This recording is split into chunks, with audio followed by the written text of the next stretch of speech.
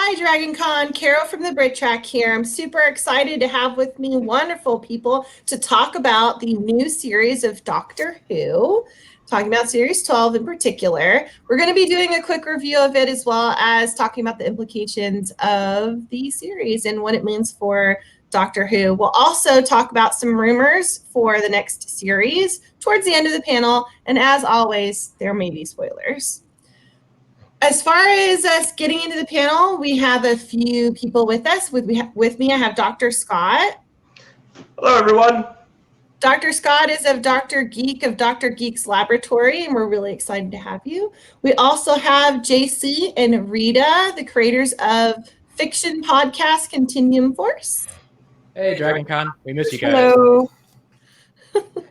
We also have with us Rob Levy of Anglatopia.net and NeedCoffee.com. Hello, I made it over from the Marriott.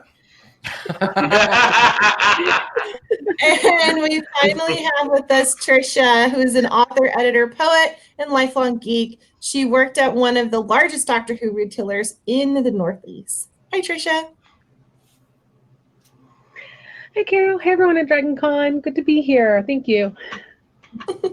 So let's get into it. We all know that the new series had big implications for Doctor Who, especially with the Timeless Children. But let's not start there because that's a long conversation for a little later. Let's get into overall the show. We have finally a second series of Jodie Whittaker as the Doctor. We also have Chibnall as a producer as the second series. So that being said, let's start off with JC. What did you think about this series compared to its previous? I thought it was much better, and the reason why I thought that was I thought she became more of the Doctor than she was in the previous series. And in the previous series, it was more of the team aspect, and this time around, it was more of she's the Doctor, they're the companions. And she took more charge, I thought. So I like that a lot better. Okay. Rita, what did you think? I fully agree with Jason. The Chibnall's first series just didn't quite feel like Doctor Who to me. I felt it was a little bit darker, and it just didn't have that whimsy that we're so used to. And then this last series, he put in a lot of more of that whimsical feeling that we all grew up with and that we all love. And like Jason said, she just felt more like the Doctor in this series than in the last one. In the last one, she was still trying to, I guess, refine herself again. And I think she found herself again in this series. Rob, what do you think? Mostly what they said. Also, I think she is probably the best thing about the season. They managed to really spread things out with the companions in such a way that everything wasn't so cluttered and convoluted with the aspect of the Doctor and the companions. I'm not saying the other story. And it was nice to kind of have some different types of adventures than we had the last season. We had some history, we had some space, we had some contemporary, and I like the sort of the mix of what they were trying to do. Mm-hmm. Okay, Trisha, what do you think? I agree with the points that she came out more as the Doctor in this season, where you got to see a little bit more of the brooding, a little bit more of the ties to Gallifrey and dealing with being, several thousand-year-old timeless alien.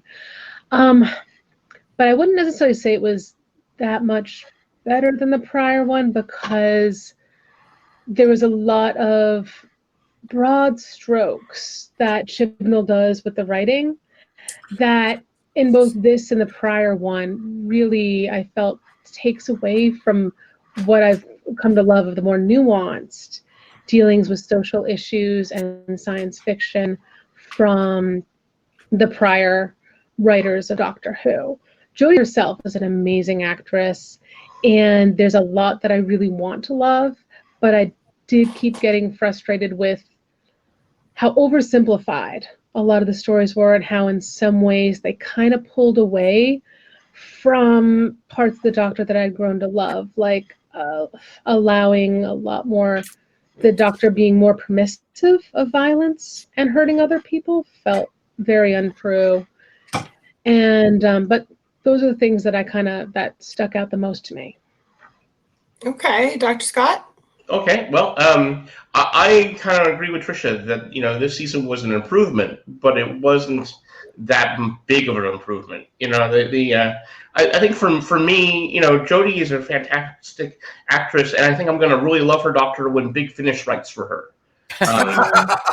The writing for her doctor is so I don't know, it's so uneven. And I think that she did have her moment at the end of the season where she said this isn't a flat organizational structure. Finally, I think that the general approach to the writing for her has been denying her agency and denying her the confidence that is the root of the doctor. And the reason I can say that with all confidence is because we got to meet another female doctor, and that doctor was more the doctor in the 2 seconds she was on screen than Jodie's been in 2 years. Yeah. And she was instantly recognizable as the doctor. Had all the confidence, had all the quirk, had all the command, and all the mystery. And they just don't want to write Jodie that way. And I think that does disservice. But I think overall the stories were slightly better. And, I think they're getting there, but I think it has nothing to do with Jodie. It has nothing to do with the gender. It has everything to do with the writing. And it's just, I don't think that Chris Chibnall is really up to the challenge of running Doctor Who. Okay, that's interesting. So is it the writer or is it the producer? Which is an interesting question. Oh, okay. Well, I think if you don't give actors the right thing to say, they're not going to be able to, no matter how good of an actor they are, they're not going to be able to make it go. I mean, the producer is there to realize the vision of the showrunner and the powers that be. So that could definitely have interference. And I don't know enough behind the scenes to know the role of the producer, so I can't really comment. Rob, What do you know? Well, Rob, what do you think? You look like you're about to say something. Well, there's two things. Chibnall's job is the showrunner to map it all out, plan it, produce it, get it off the ground, and all of that. But he also is in charge of picking writers. And I think the big marked difference with this era and the ones before is in the past they brought in new writers. Yes, Capaldi had a lot of new writers to the show, but they were somehow seemed like they knew what they were writing about. This has a lot. And I don't mean that as disrespect, because I know it's hard to write a script, but there's a lot of people that are writing for this. I'm like, have they watched the show? I'm like, I am watching an episode of a different show with Doctor Who put in.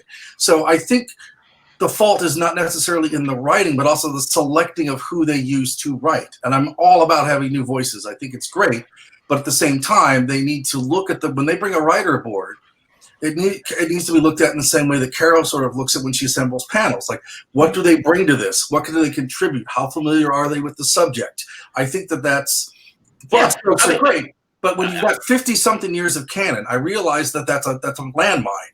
But you can still write around that if you are a talented writer. And I think the two examples of this that back what you say up is that there are some standalone episodes from both seasons that are excellent.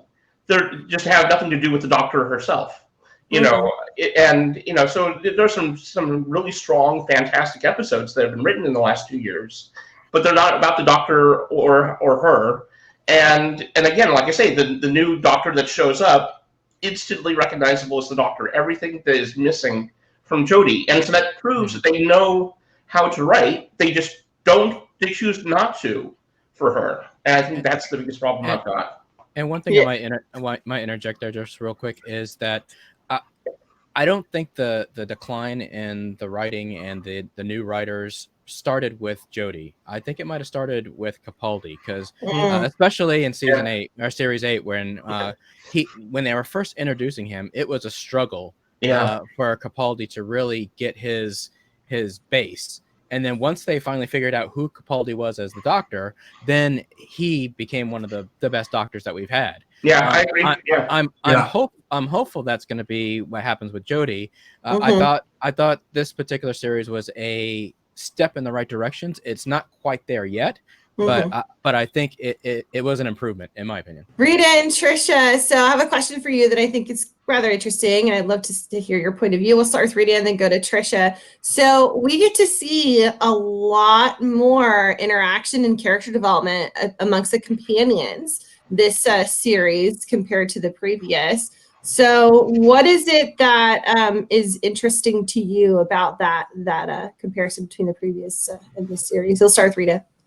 Well, for example, in Jodie's first series, Ryan had that MacGuffin where he, yeah, I see Scott doing the eyebrows thing because he knows what I'm talking about. The reappearing, disappearing disability. Yes, exactly. And that seemed to have completely disappeared almost entirely during this new series. So I'm kind of glad that they're steering away from that trope or MacGuffin that they had created. I think the interaction between all of the companions overall has improved. During Jodie's first series, one of the things that we would comment a lot is that Graham seemed more like the Doctor than Jodie did. Mm-hmm. In this series, we're not seeing that as much, which is to me an improvement. When you're saying that one of the companions, it seems more like the Doctor, is not a good thing. So seeing all of their interactions, the way that they involve themselves more in the story now, seems to be a lot more balanced out than it did in the first. That first series, it always seemed to focus on one of them, like each episode. And now they're kind of all a little bit more balanced out. And that is really helping to drive this series a lot better. Okay, Trisha? I would say it's gotten, again, it has gotten better. I actually disagree, and I feel that completely ignoring that Ryan had a disability is more of a disservice to the character and to audience members who wanted to have a companion who had a disability that they might be able to relate to. So I think the erasure of that is a detriment to the series. Like, they should have actually included it and made it made it real, made it an actual part of his character. I also think that you've got two characters of color, but if you look at all of the really great lines, they're all from Graham. So you still have like this, a lot of writing comes through the character development and a lot of growth for the character of Graham, while the other characters aren't really growing as much. And while I think Bradley Walsh, who plays Graham, is just a much more advanced actor, that shows a lot more. And I think, again, also playing with the writing and the direction could bring out a lot more with Ryan and Yasmin. So I still think there's a lot of work left to do with the companions and to try and get them more on equal footing with their acting abilities and the lines and the opportunities they're given to grow as characters. Mm-hmm. It's been a while since we've had three companions, right? Consistently. So, Jason, what do you think about that? Do you think that is hurting the show, or do you think that that's helping it? I think at first it might hurt a little bit, in that I think they were all kind of fighting for space, and we're not used to seeing the three companions. I don't think we've seen it since what Captain Jack was with Rose and Mickey. Thank you, Mickey. But I think with this particular series, they did balance it a little bit more. And with all due respect to Trisha, I do kind of disagree a little bit in regards to that. There was no development with Yaz or with Ryan. I thought both of them had a little bit more development. I thought Yaz, we found a lot more about, the things that make her tick and why she is who she is. And I thought that was some good development for her. Maybe Ryan, not so much, but I do think that we see a lot more of his personality coming out as well. Like I said, I think it's a bit more balanced now. I think they're starting to figure it out. We'll talk about rumors later, but unfortunately, that looks like that dynamic may change. But I liked how they did it this time around. Mm-hmm. Okay, Rob, what do you think? I think as much as they've sort of gotten better with it this year, I have to wonder if the sort of biting off more than you can chew thing applies here. Does having 3 companions with a weak script sacrifice the story or not? I mean, I don't mind seeing all 3 of them. I like all 3 of them. But certainly they all developed. I mean, there were some times this year that I thought they were going to give Ryan a romance because there was kind of a little thing going on. And I'm like, okay. But so they're trying to sort of find things for these people to do, and they're not necessarily all staying together. They're splitting up a lot, which I thought was interesting. And bringing in some incidental characters with the companions is an interesting way.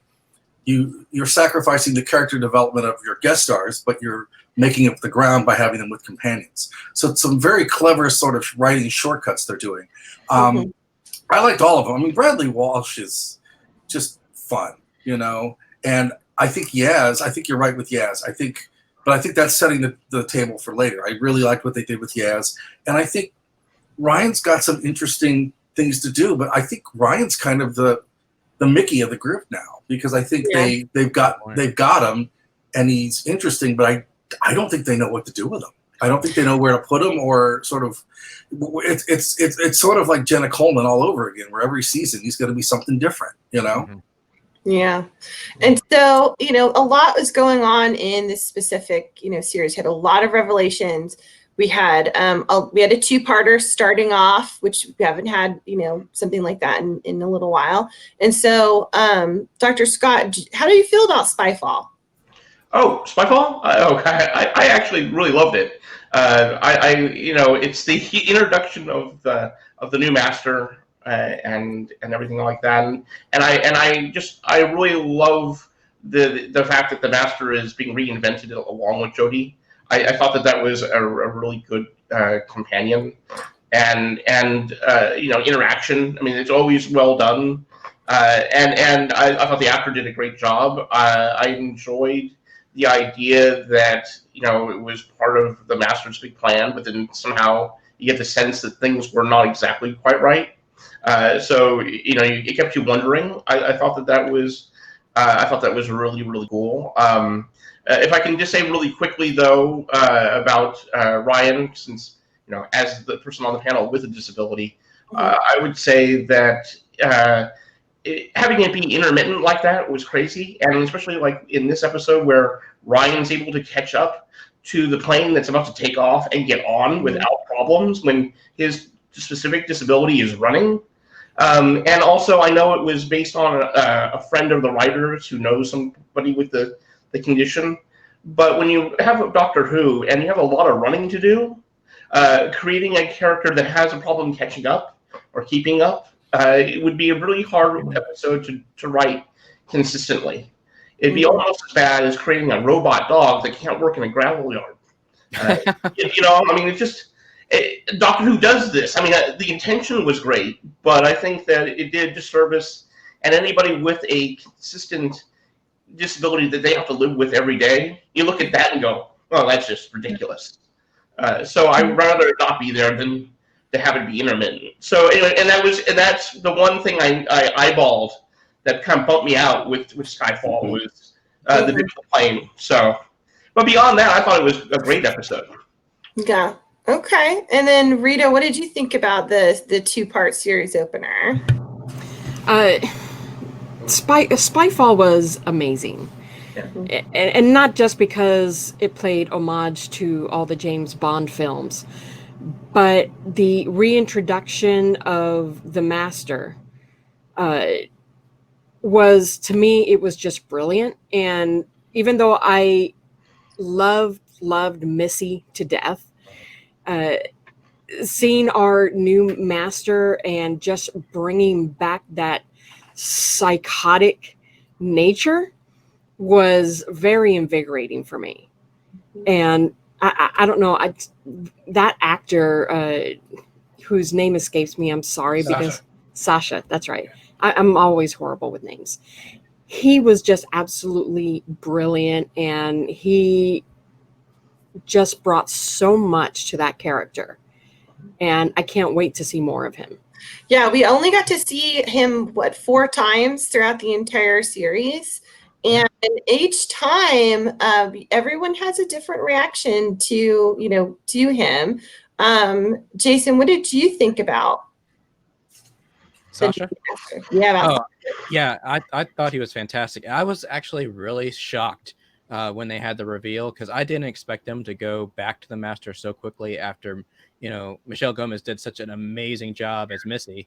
And I was wondering how they would follow that up, but Sasha owned it. I mean, he was fantastic. And I love having a nutter as the Master. I mean, Missy had a little bit of craziness to her, but being absolutely psychotic, I think, is fantastic for the Master, and he played it to a T. And I loved his grand master plan that ended up wrapping up in the season finale, but which I'm sure we'll get to at some point. but the whole, his whole process, showing up in a Nazi uniform, and you're like, what? How are the Nazis not seeing as what he is? And then they had the little MacGuffin that kind of explained it, but it was just kind of like, wow, this is a really interesting take on the Master. I thought he did a fantastic job. Yeah, Trisha, what did you think? I agree. I really liked seeing the more psychotic Master, and I really think you could tell that's a lot of fun, that he knew this character and he loved it. Like, you could tell just by the way he expressed himself. And seeing that character have the actor have the love of the character that he was playing was really refreshing. I also think keeping him to only like the 4 things was also a really good, because I think if you overused him, it would have felt like too much. So keeping him, bringing him in, but also not letting him take over the whole season was also a really good choice. Okay, so then we had, episode 3, we had our Nikola Tesla, our historical episode, and we had a lot of pretty fun, interesting things going on in that. Dr. Scott, what did you think about episode 4? Oh, Tesla? I mean, the Tesla and the Doctor. I was like, yes, finally. It just seemed that Doctor Who and Tesla, I mean, would have a lot in common, and it was just great to see how they wrote it. It was a highlight for me. I thought that was a lot of fun, and some of the things that they were talking about, contributions to science, contributions to history, I thought that was a really cool thing. It was fun, and that was great, especially early on in the season. I watched that one more than once. Yep. That's fair. And then Orphan 55, which was actually episode 3. And in Orphan 55, we get to see kind of Chibnall's, horror aspect of things that he's thrown out there. So, Rob, what did you think about the fitting in, going from Skyfall right into something so, dark in Orphan 55? Well, what's interesting is they had this run that started with Resolution and going through Spyfall, where the stories were completely sort of different than what we had before and after. And it was almost like just bang, bang, bang, bang, bang. So getting to Orphan 55 was kind of an interesting, tricky spot in terms of episode placement, because it's like you literally hit the brakes. And I like it in a season when they mix things up like this, because you don't want every single story. You don't put Caves of Androzani after Earthshock, for example. You don't put all the great stuff, So sort of mixing that up a little was great. It had some really cool elements to it in terms of, horror and just generally being scared, that kind of, to me at least, sort of were shout outs to the Hinchcliffe era that I liked. The writing could have been just, a little better. I didn't hate it. It's one of those episodes, and when I went back to review for the panel, I was like, this is a much better episode the second time I see it than when you first see it, which I really liked. And it made me forget all of the weird continuity Spyfall questions I had, like, the Master said he'd been on Earth for 75 years. Well, that means him and the Delgado Master are on the planet Earth at the same time. Somebody please explain this. So it made me forget. It made me forget things like that and just enjoy the show, which is, one, it's its job to do.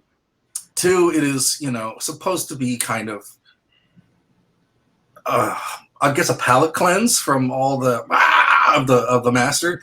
So I thought it did that, and I thought it was sort of a nice little nuanced placement in the season. But I also thought it was not the best episode. It was not the worst episode, but it was probably what it needed to be at that particular time. And we see this kind of horror thriller-esque element pop up here and there throughout this past series with Nikola Tesla and moving forward as we work our way towards you know, the Timeless Child, which is this almost like series-long thriller. You know, it's getting to the reveal, you know, in what we're going to see. And we also have other characters that pop in from the Cybermen to the Jejune. Eternals.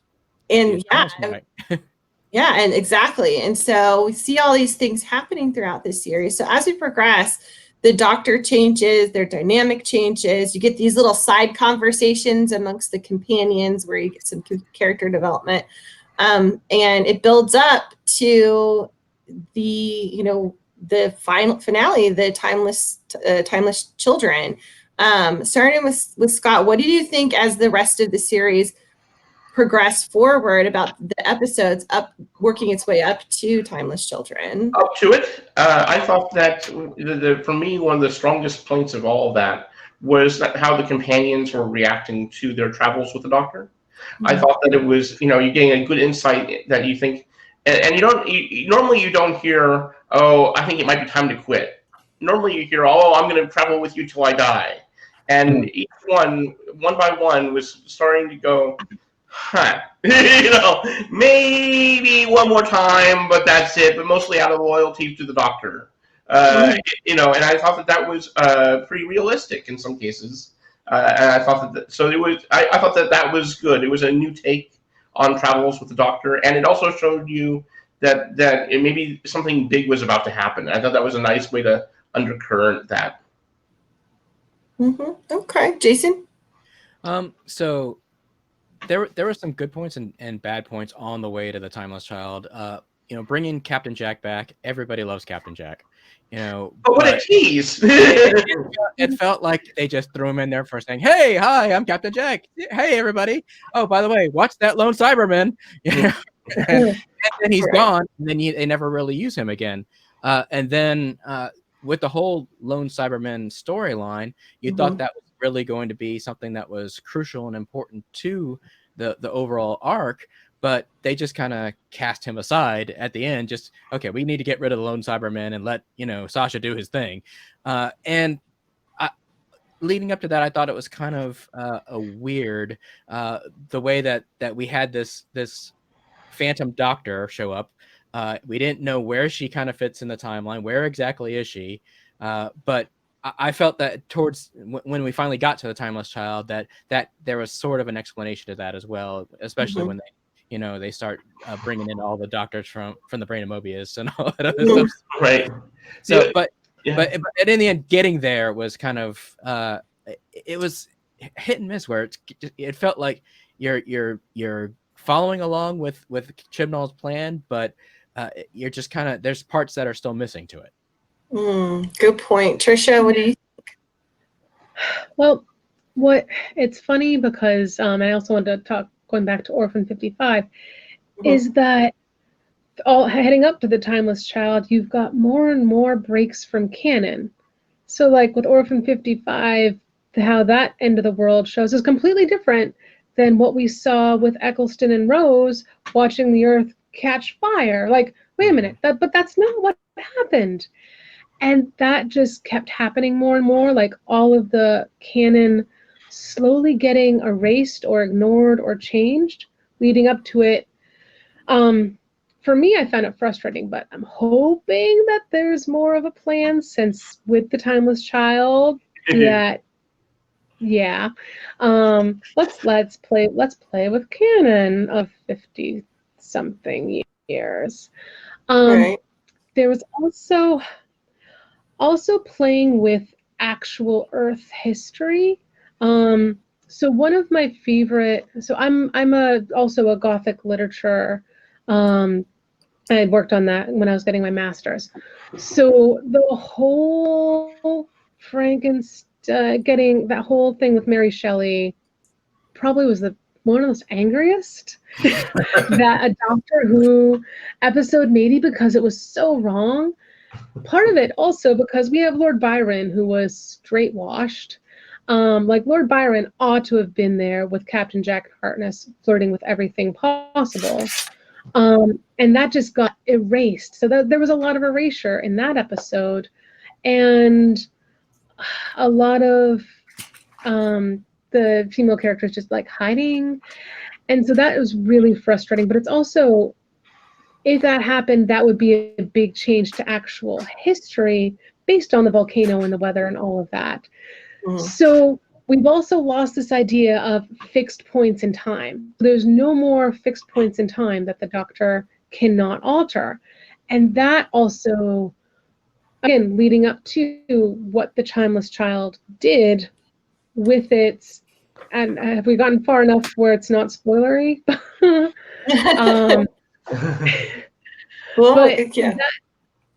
that big change in canon, there's a lot of, each of the episodes had something that would change the canon, either in some little way or some big way. And that was one of the things that I noticed. So it's one of those, it could have been there to prepare us. For me, and again, this could have also just been, for me, it was a very frustrating ramp up. Okay. And Rita, what did you think?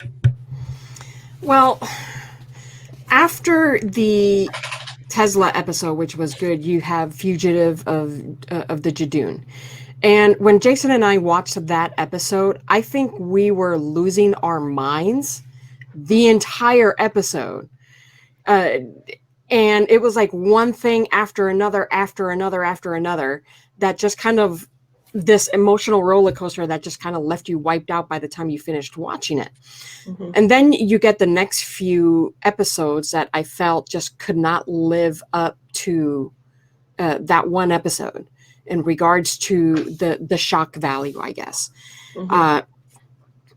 But then you get to, Ascension of the Cyberman, and things start to ramp up a little bit more.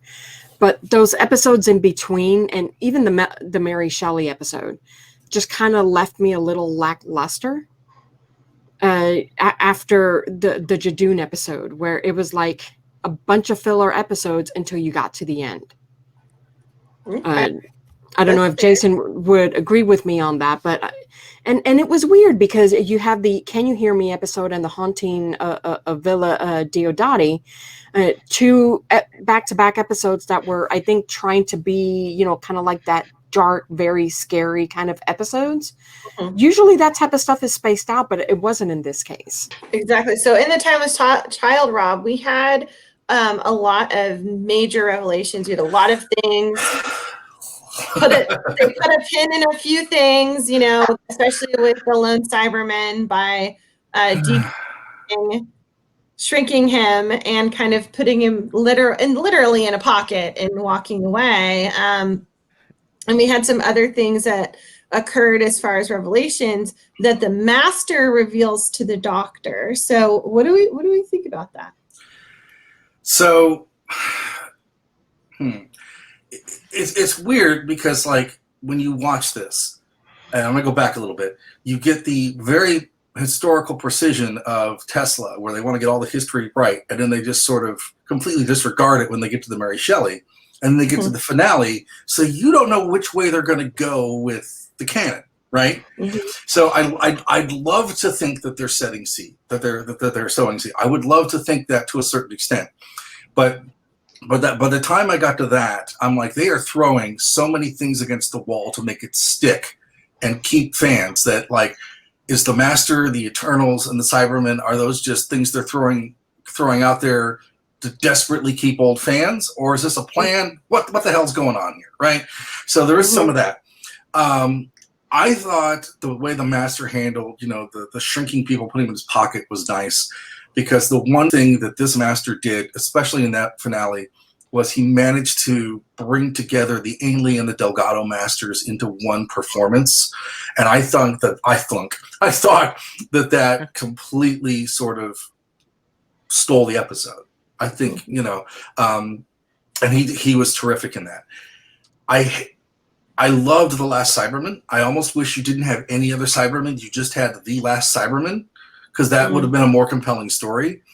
And I hated the Time Lord Cyberman. It's like, this is the dumbest idea in the history of the world. Can we not do this? That really bothered me.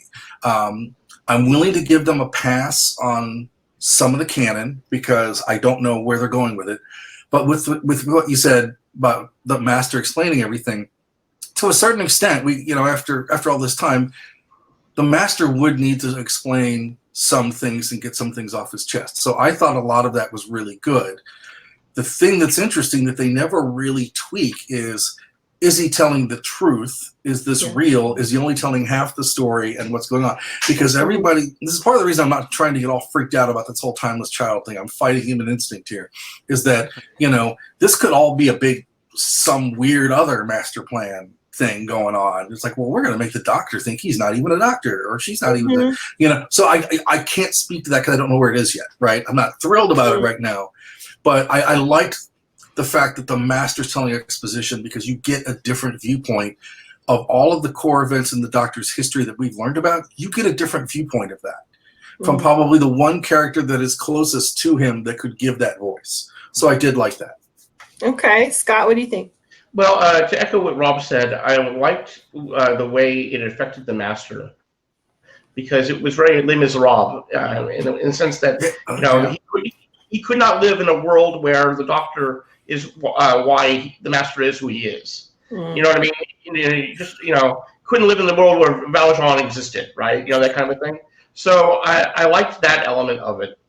But this is what I was saying earlier about agency. With the Cardinal Master Plan, originally in the classic series, they were establishing the Doctor was more than just a Time Lord. And the difference between that and what they did here is Sylvester McCoy's Doctor knew the secret. By robbing Jodie's Doctor of knowing her own past, then she's more confused than a companion that basically says, "What's that, Doctor?" I just didn't like that. It rubbed me the wrong way. And by making her not from Gallifrey, it's almost like saying Superman's not the last son of Krypton. So spoilers. So those two parts, I really had a problem with. But the rest of it, I thought was fine. I mean, it kind of makes sense with the brain of Morbius and some of the other stuff. So it's like the vast majority of what this possibly implies, I'm totally cool with. It's just those two elements I thought really, once more, let's make Jodie's Doctor the unempowered one, and let's do that on purpose. And second, let's rob this character of the thing that, everybody loves David Tennant's speech. I'm from this, the constellation of Castorberus, and I'm the last Time Lord. And now you've robbed the Doctor of even that. Very interesting. Trisha, what do you think? Yeah. Oh, wait.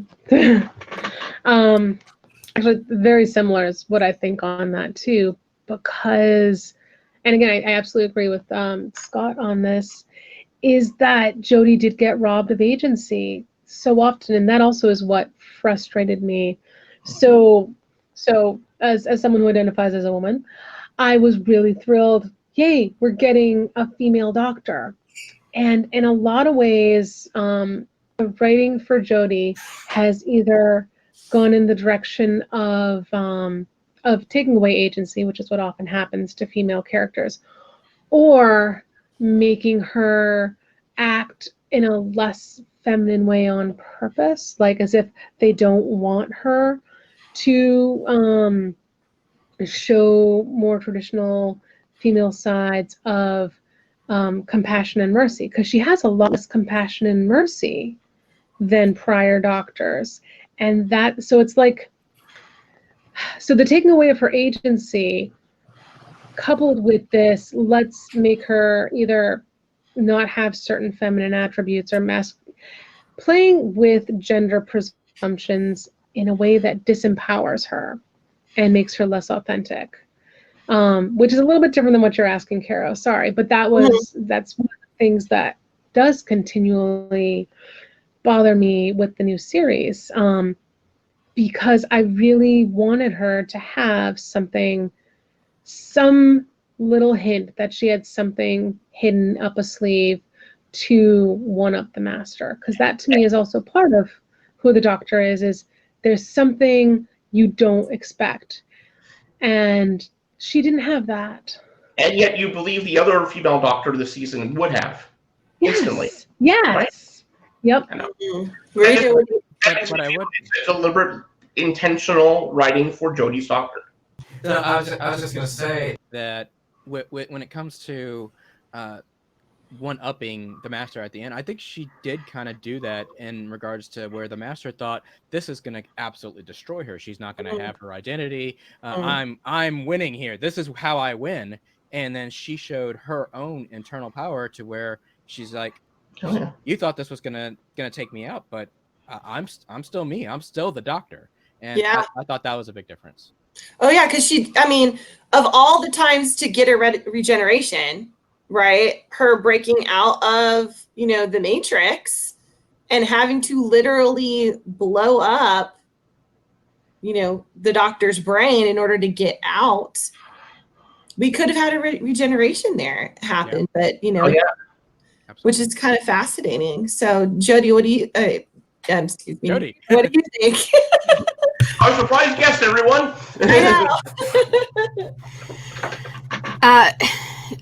I do agree with Jason somewhat.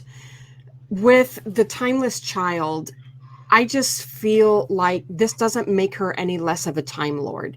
The Time Lords are the Time Lords because of her. So that doesn't not make her a Time Lord, because she is the first. Well, she did, in my opinion. Define them, yeah. Yeah, she is what exactly. She is what defines them. What creative? Yes. And at the end of the day, while some people think, oh, this is just throwing all other canon out of the water, I don't think so. I just think this adds more depth into who she is. I think this makes her even more special than, just a Time Lord who runs away and can't, take on responsibility. There's more to her character as the Doctor now that we can delve into, and that thing where, the Master was trying to defeat her by, telling her who she is. No, now she's going to be like, ooh, now I've got a new mystery to solve, and I am that mystery, and she is going to solve it, and I think it's going to be fantastic. Okay. All right, Rob, what do you think? I think that's a totally different. Both of you have brought totally new ways of thinking about this that I really appreciate. I almost feel guilty sometimes trying to analyze Jodie Whittaker's Doctor, because everyone gets so wrapped up in the gender of it, and I just try to think of the character as just the Doctor and put all that out. But I don't think you can in the contemporary world of the way television's written. So I always have to sort of reevaluate how I think about that. And I think you're onto something, Rita, with that. I do think it's going to be interesting going forward, sort of, are we going to get post-depression Doctor? Are we going to get like empowered Doctor? What are we going to get, And I think that, we've always sort of seen the Doctor know who he or she was. Now we're like having a Doctor that's not necessarily sure who or she was. Is that going to be interesting or not? It could be if it's well written. So, I'm just saying. I mean, I'm willing to give them the benefit of the doubt, because I'm like, whereas I'm not as incredibly furious about everything as some people are. You can't really get mad about it until you sort of see where it goes, because it's, to me at least, I'm hoping the writing isn't really that bad, but to me it's clearly like they wrote this with not necessarily a finite ending. The story, the immediate story had a finite ending, but the larger picture I think is still a larger canvas. Yeah. So I can't really pass judgment on screwing around with the canon completely until that. I will say, echoing what you guys said earlier, the other Doctor we got this season is just amazing, and I just want that. I just give me that for the Christmas special. And she was great, and the two of them together, I thought was really great, which really made that whole story. But I think, sort of seeing where we're going with the evolution of the Doctor and the Discovery thing, they didn't break necessarily all the rules of knowing everything about the character. We got a little bit more, which they piecemealed throughout the year. So I don't necessarily think that was a big, trauma. It's like, oh my God, historically they drive you up to the cliff, but they never push you over with figuring out who the Doctor is. So they didn't break that until we actually hear the Doctor's name is, Sidney Phineas or something. Or until we hear that the Doctor is named, named, if the Doctor was actually named John Smith, that would be the best. But until we actually get like a name of the Doctor, and they can't really crush that whole thing completely. Yeah. And they can't not be innovative with the show by just leaving it dormant. But at the same time, they can't, and it has to move and evolve. I get that. But to Scott's point about eliminating the David Tennant speech, and to a certain extent the Matt Smith Pandorica speech, that does kind of suck. In the same way that sort of everything later with Tennant, sort of the Canary Wharf stuff all went away. So they have a history of doing that. So I'm not freaking out about it completely. Okay, Jason? Yeah, the one thing I did want to say about that is I think in a way it also brings back a little bit more mystery in the Doctor, because we knew who the Doctor was after 50 plus years of canon. And now we're like, well, if she's not from Gallifrey, then where the hell is she from? Who is the Doctor? Can she regenerate as many times as she wants to regenerate? That's what it seems like. So, then what was the whole thing with the Christmas episode where they had to give her more regenerations? Was that a whole farce there? What's going on? No, it was all in her head. It was all in her head. Yeah, right? So, you're told you can't regenerate another time, right? Exactly. So it's like one of those things where while yes, it does take away a little bit of what we know of the Doctor and change basically everything that we know about the Doctor, but it also brings back that mystery a little bit. And for me, that's a little bit exciting, not to know everything about this character that we love. Can I add one thing real quick? You know how in Matt Smith's Doctor era, there was this kind of miscount about how much regeneration energy he had because they hadn't yet made the decision for the War Doctor and all that stuff? Well, now you can retcon that in as a clue that there wasn't a real limit for at least the Doctor, at least. Because, where is that energy coming from? Well, it's because now we know, thanks to Jodie's Doctor, that, maybe the Doctor herself doesn't have a limit, and that's where that extra energy was. And the thing to consider also is the fact that in the Timeless Child, there's an establishment that the Doctor is an experiment, and almost is an escaped experiment with Hartnell running away. And you have this whole notion of control that's being established of the Time Lords upon the Doctor's life experience. So you have an altering of, is the Doctor a summation or amalgamation of the actions that they've taken, or is this origin story and the fact that the Doctor was an experiment have something to come into play into it that Chibnall may be pushing forward? So, Rita, what do you think about that? Well, it makes you think back to as far back as the classic Who, and how the Time Lords in general always treated the Doctor, right? They always treated him different. He wasn't just the petulant child. They also looked at him for leadership in many cases. And I think the reason for this is because they know that the Doctor is their origin. And I think because of that, they look at him. They look at him when they're in need because of that. even though, you know, she was an experiment, but they exist because of the Doctor.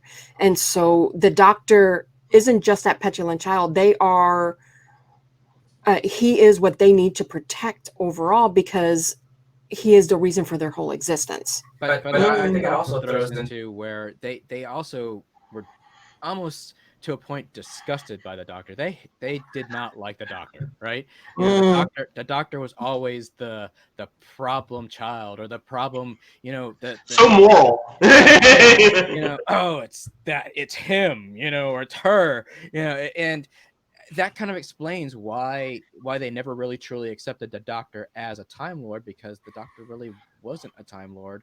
The Doctor was more than that, and I think they resented him and her for that. Yeah. Trisha? I get to be the disagreeing voice again. No, it's good. I like having that. Yeah. When I like to think of the Doctor classic and modern, taking away, like making them more special, kind of takes away, again, and I'll call it again agency, because it's not the choices that the Doctor made that made them who they are. It's the fact that, oh, they're the original, there's something extra. So that kind of takes away from the Doctor choosing to have gone out on their own, done what they've done.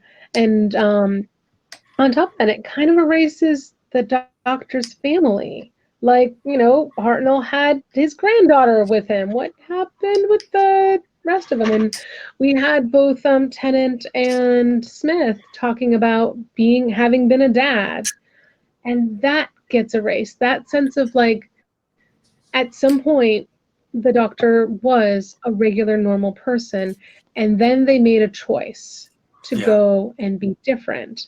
So I think making them special from the start takes away that aspect of choice, and it also takes away almost from the actual friendship that happened with the Master, where it kind of erased everything from the sound of the drums. Because if they were regular kids growing up together at some point and they were friends, becoming enemies, I liked that, once friends to enemies, especially when what's his name died in the ring, and it mattered. So for me, I dislike the idea of the Doctor being something more and something special. Ahead of time, I would have preferred the Doctor be like a typical part of their people. But and then but the way that they wrote this, though, it could be, you know, it could make room for all that still, because with all the mind wiping, God knows what history the Doctor, you know, had, right? How many times did she grow up? How, you know, well, maybe one of those is the history that we remember from original canon. You know, so in this case. So in this case, it's kind of like, you know, let's drop a bombshell, but let's take away all effect if we need to. And I think moving forward, we're not going to see hide nor hair of this in the same way that the 50th anniversary, I thought for sure, was going to properly bring back Gallifrey and the Time Lords. And I think modern Doctor Who has decided that Gallifrey is nothing more than a graveyard. That no matter how hard you try, they can't possibly exist permanently. That there's no room in modern Doctor Who for Time Lords and Gallifrey and a society and anyone that could possibly judge the Doctor. I don't think they've had an ample opportunity, and the 50th anniversary set that up. The Doctor was going to be going home finally, and they completely dropped it. You know, it's not like they had a change of showrunner or writers that would make you go, well, that was a clean break. They had every opportunity to follow up on the 50th anniversary and properly bring back Gallifrey. Chose not to. So I think I don't think we're going to be going through any Stargates into another dimension that, you know, and find the Doctor's home world. We're not going to learn anything more, I think, unless the Eternals show up. I think Jason's right about that. I think that the Eternals may be a way to bring some of this stuff back. But beyond that, I don't think they're going to say boo. And whenever there's going to be somebody who gets upset, you know, my wife. I mean, you know, with the way that they showed the the doctor's past with the memories, the fake memories of Ireland and all that sort of stuff. I think it almost felt like that the doctor was an agent of the CIA, the Celestial Intelligence Agency. He was a Section 31 sleeper agent that was constantly reprogrammed, put into to go save the universe, and at some point they retired him. You know what I mean? Right. Rob. I think, throughout its history, they have always sort of like one producer will come in and just completely wipe the table clean from what another producer has done. I mean, they did it a lot with the new series with Moffat taking over from Davis, but there was at least some, in that transition, some communication between the two regimes, right? And while I think, historically, you get a lot of this, complete changing of the series, because people from 69 to 70, from War Games to Spirit, they were freaking out as well, right? It's just never been this sort of callous, at least to me, it's never seen this callous, or just also not as well thought out in terms of not necessarily character development, but just sort of what are the repercussions? Yes, we could do this, but what are the repercussions of that? So I think there is the other thing I think that also is important is that, when Moffat took over with the show, he sat down with Russell and they sort of, this is what I was thinking, this is what I didn't use. And I'm not sure when Chibnall came in that he necessarily played well with others. I think he came in very much with, I have my idea of where this is going and what I want to do, and everything else be damned to hell. So we get, this show, which is, Doctor Who sort of modern, but not necessarily Doctor Who. And I think that break is really interesting, because I don't necessarily think that he did that. But the other thing, too, is how much is he being told by people above him what to put in the show to sell it worldwide, which is, I think, the other factor in sort of where all this goes.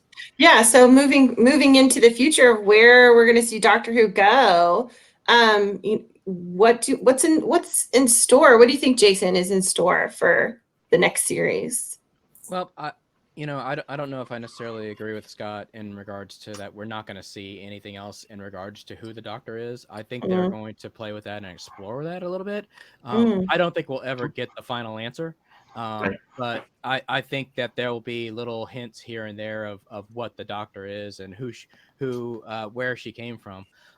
One thing I did want to quickly mention, Caro, if you don't mind.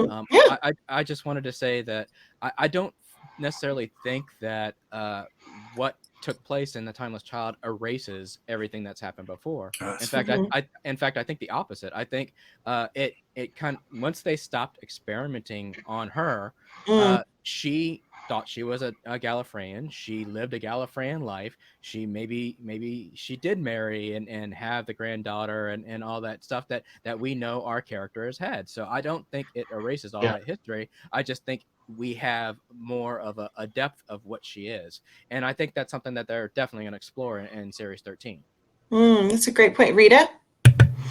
Oh, I really hope we see more Jack Harkness. That I would love for them to explore the Timeless Child more. I would, and like Jason says, I doubt we'll ever get the 100% honest answer of what she is. But I would like to at least have them try to dip into that a little bit more. And I do want to see Jack Harkness come back. And I believe Chibnall has talked about that he will be coming back at some point in some capacity. So hopefully we'll see him soon. Trisha? I've got hope that there will be a way to make it all work, that we have that opening. I also am curious, I'm kind of looking for, since we have this new Doctor that showed up, I'm almost curious and hoping for a break between showing that different realities and different universes, like an alternate universe. Play with that, because that would also clarify some of the changes and very broad brushstrokes made with how they were accurate with some history and not others. So that's kind of what I'm looking forward to, because I think also playing with the idea of alternate realities, especially since Gallifrey was time froze and time locked, and the Master broke that. what are the implications? Right. Broad-reaching, like spider cracks throughout, almost similar to like what we saw with Matt Smith. But that, what are the broad-reaching issues, and could that have been why we're seeing, like with Orphan 55, a totally different end of the world than what we saw with Eccleston and Rose? And maybe the Doctor's existence isn't just with a timeless child, but also multiple realities and universes where all of those are true, and that could be how that all blends. So I'm kind of hoping or looking forward for a way for that to possibly explore. Okay, Scott? The only thing I can guarantee is it's just going to be a whole lot more running to do. You know, yeah, there's going to be running from bad guys. There's going to be action and adventure. I don't know. I've heard some rumors, but I want to see it happen. I think that's the biggest thing is, the way the seasons are broken apart now, and there's so much lag time, COVID notwithstanding, that it almost feels like, oh, that's right, the show I used to love is on. So I'm looking forward to the new season. I need it. Yeah, that's fair. Rob? It's interesting because I think when you brought up the breaking sort of everything up with them unfreezing Gallifrey, we get the Daleks coming back at the holidays. Does that tie into that? And we know with somewhat certainty that at least two of the companions, while they may not necessarily leave, they might be like pop in and out. So I think we're going to have a Dr. Yaz dynamic a little bit, and then at least, and that opens the door for Captain Jack. I would not be surprised if we saw Captain Jack at Christmas, or maybe the season premiere, because they're going to need something big. They probably didn't plan on, when it comes back now, it's going to be like a big thing. But the thing that, the one nugget I'm going to take from all of this is that they have had all I don't know whether giving Chris Chibnall all this time off is a good thing or a bad thing. Does it give him time to, because before he had a lot of rushing in terms of getting the show positioned, right? Yeah. Now he's got time to okay, are the scripts where I want? Do I have the writers where I want? Do I have the actors I want? Is this going to allow him time to flesh out where he wants to go with this season, next season, going into 60, or is he being told what to do? I think this is going to be interesting. I think we're going to get a lot of really cool standalone stories. I think we're going to see Jodie still develop. I think regardless of the timeless child thing or not, she's going to develop that Doctor how she wants to develop that Doctor, and I think that journey itself is great. Watching where she takes this trumps everything. Yeah, she does say at one point when she's breaking out of the Matrix that she can hear she's talking to herself again, and then she tells herself to shut up. I thought was okay, all right, okay, Jodie, and like seeing those kind of moments throughout series 12, and the motif of first and last being this motif that we're seeing going on, and getting to see where they're going to take that. I think that to me is one of the things I'm looking forward to seeing in the next series. I really appreciated series 12. I thought that it was, overall, I agree with and disagree, obviously, because that's the theme of our panel today, but that's okay because it was a very, it was a talked about series. And I think that stands a testament of Doctor Who. And, there was a lot of the fans have a lot of questions about whether or not after the timeless children, if fans are going to stick around. And, I agree with Scott. I think, we want to know what happens. We want to know where they're going to take and how it's going to develop over the course of the next series. And I can't thank you guys enough. This has been a very powerful and wonderful evaluation of Series 12 of Doctor Who. So thank you so much for your time today. And thank you, DragonCon, for listening. You can find the BritTrack at BritTrack on Twitter, Facebook, YouTube, and Instagram. We're on all social media platforms. After this, you'll see a little slide that'll tell you where you can find all of our wonderful panelists and all of the resources. So thank you, Scott. Thank you, Rita. Thank you, Jason. Thank you, Trisha. Thank you, Rob. We really appreciate it. Bye, DragonCon. See you next panel.